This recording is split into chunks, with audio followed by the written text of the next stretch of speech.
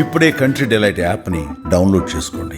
Download the country delight app now. నమస్తే, welcome to Suman TV. నేను మీ సాయి భైరి. తమిళనాడులో కరూర్లో జరిగినటువంటి పరిస్థితి ఇప్పుడు దేశవ్యాప్తంగా చర్చనీయాంశంగా మారింది. విజయ్ నిర్వహించినటువంటి కార్నర్ ర్యాలీలో తొక్కిసలాట జరిగి 38 మంది వరకు అక్కడ మరణించడం చాలా పెద్ద విషాదకరంగా మారింది.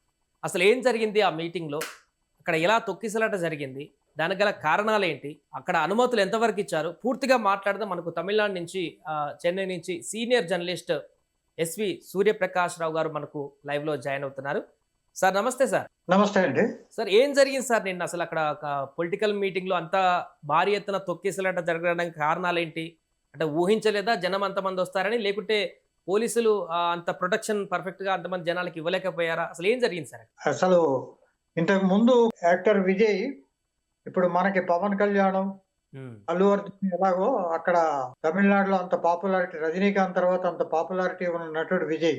యువత ఎక్కువగా అతన్ని ఫాలో అవుతుంటారు. అయితే ఇప్పుడు అతను రాజకీయాల్లోకి రావడం అనేది జనరల్ గా తమిళనాడులోని 2 పార్టీలకి కొద్దిగా సవాలుగానే మారింది. ఈ నేపథ్యంలో ఏంటంటే, ఇంతకు ముందు ఆయన తిరుచూరు తర్వాత తిరువారు ఈ 2 ప్రాంతాల్లో కూడా బహిరంగ సభ నిర్వహించాడు. ఇప్పటికి ఎంతమంది వచ్చారో అక్కడ కూడా అంతమంది వచ్చారు. అవి 2 సజావుగా బాగానే జరిగాయి. ఇక్కడ ఏమైందంటే, వీళ్ళు రౌంటానాలో అడిగారు పర్మిషన్. కరూరులోని రౌంటానాలో ఏంటంటే, జనరల్ గా కరూరు మన విజయ్ సభలకి అన్లైక్ డిఎంకే అండ్ అన్నా డిఎంకే లాగా జనాన్ని తీసుకురాక్కర్లేదు.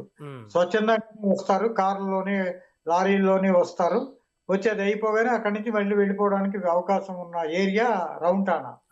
కానీ ప్రభుత్వం అక్కడ అనుమతి ఇవ్వలేదు. వేలుపురం అనే ఒక ఏరియాలో అక్కడ ఇచ్చారు. అది ఏంటంటే చాలా కొంచెం ఇబ్బందిగా, లేన్స్ ఎక్కువగా ఉండడం. ఆ దీనిలో ఇతను 12 గంటలకు రావాల్సింది ఈయన 7 గంటలకు వచ్చాడు. ఆయన అదే మధ్యలో అభిమానులు, కోలాహలం, తర్వాత ట్రాఫిక్, దీనివల్ల ఆటోమేటిక్ గా డిలే అయింది. డిలేలో ఏంటి అంటే, మధ్యలో ఒక అంబులెన్స్ ఏదో వచ్చింది.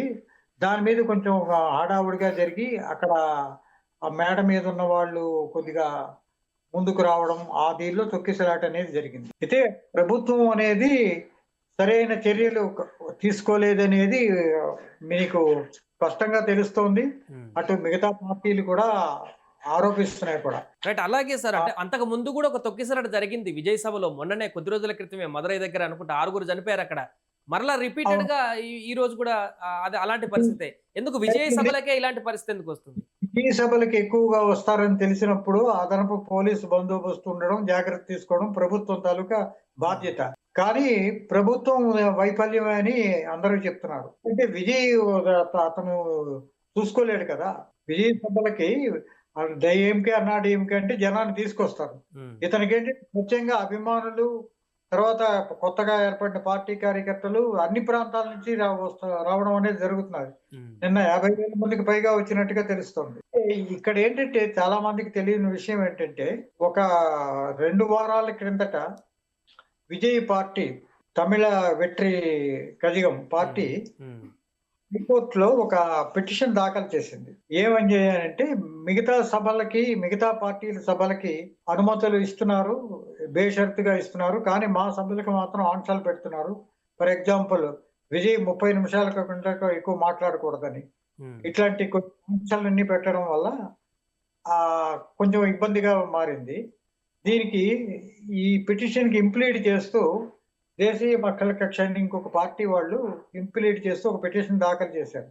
తమిళనాడు ప్రభుత్వం, డిఎంకే పార్టీ ఇంకొక పార్టీని ఎదగనివ్వకుండా, ప్రచారాలకి సరైన అనుమతులు ఇవ్వకుండా షరతులు పెడుతున్నది అని చెప్పి విజయ్ని సమర్థిస్తూ ఇంప్లీడ్ పిటిషన్ కూడా దాఖలు చేశారు. అది అక్టోబర్ 18కి రాబోతోంది. సో విజయ సభకి తగిన ఏర్పాట్లు చేయడంలో ప్రభుత్వం విఫలమైంది. ఇంకొక విచిత్రం ఏంటంటే, నిన్న మృతుల సంఖ్య ఒకవైపు రాత్రి ఆ మృతుల సంఖ్య పెరుగుతూ ఉండడం, అధికారులు వచ్చి వీళ్ళని ఇంకా అసెస్మెంట్ చేస్తున్న తరుణంలోనే 11 గంటల ప్రభుత్వం ఏకసభ్య కమిషన్ ప్రకటించేసింది. ఇంకా సరైన ఇన్ఫర్మేషన్, ప్రాథమిక సమాచారం పోలీసుల నుంచి గాని అధికారుల నుంచి గాని రాకుండానే ఏకసభ్య కమిషన్ తో విచారణకు ప్రభుత్వం ప్రకటించడం కూడా చాలా ఆశ్చర్యంగా తోస్తుంది. విజయ సభలకి కాదు, ఇప్పుడు జనం ఎక్కువగా ఉన్న చోట తొక్కిసలాట అనేది ఇప్పుడు మన ఆంధ్రప్రదేశ్‌లోనే జరిగింది. తర్వాత తెలంగాణలో జరిగింది. ఉమ్. తొక్కిసలాట జరగడం అనేది ఇప్పుడు ఇదే. విజయ్ మీద కేసు అయ్యేటువంటి అవకాశం ఏమైనా ఉందా సార్? అరెస్ట్ చేసే అవకాశం ఏమైనా ఉందా? ఎందుకంటే మనకి ఇక్కడ అల్లు అర్జున్ థియేటర్ దగ్గర ఒక తొక్కిసలాట జరిగితే ఇక్కడ ఎంత సివియర్ యాక్షన్ తీసుకున్నారో విజయ్ చూసాం. కానీ అక్కడ చెప్పండి. విజయ్ ఏ విధంగా బాధ్యుడు? ఉమ్. అతనేమి అల్లు అర్జున్ అడిగినట్లుగా అతన్ని అధికారులు వెళ్ళిపోమని చెప్పి అతను కారణం కాలేదు కదా. ఉమ్. అతను సభకొచ్చాడు. సభకొస్తే సభలో ఎంతమంది జనం వస్తారు? ఉమ్. వాళ్ళు ప్రభుత్వం ముందుగానే ఊహించాలి. ఇంతకు ముందు సభల్లోనే జనం 50,000 మందికి తక్కువ రాకుండా వస్తున్నారు. దానికి తగిన ఏర్పాట్లు చేయాలని ప్రభుత్వం ముందుగా మేలుకొని సరైన బందోబస్తు చేయవలసింది.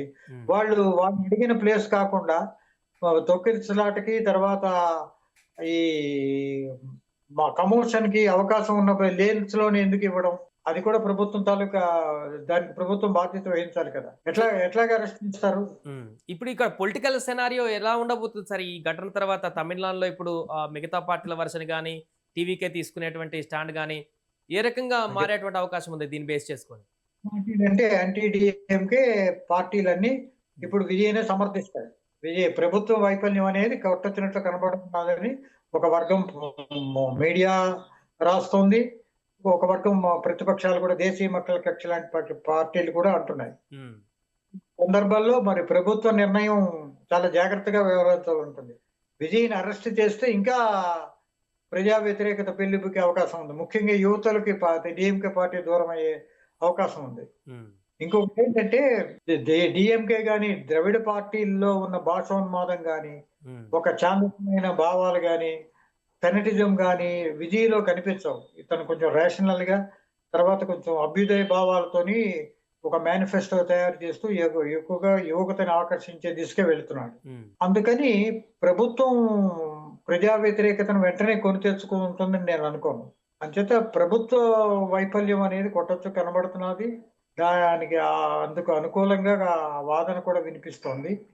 విజయ్ని అరెస్ట్ చేస్తే మాత్రం ఇంకా it has to face the wrath of people um. And ఇప్పుడు సిచ్యువేషన్ అంతా అక్కడ కంట్రోల్లోనే ఉందా సార్? హాస్పిటల్లో ఎంతమంది ఉన్నారు? ఇంకెవరికైనా ఇలాంటి ప్రమాదం ఏమైనా ఉందా అక్కడ? ఇప్పటికే ప్రభుత్వ వర్గాలు కూడా అక్కడ నిరంతరం పర్యవేక్షిస్తున్నాయి కదా హాస్పిటల్ పరిస్థితి ఏంటి సార్? దీనికి ఇంకా మృతుల సంఖ్య ఇంకా పెరగొచ్చని కొన్ని వార్తలు వస్తున్నాయి. ఉమ్. కానీ యాక్చువల్ దీన్ని అధికారులు ఇంకా బయట పెట్టడం లేదు.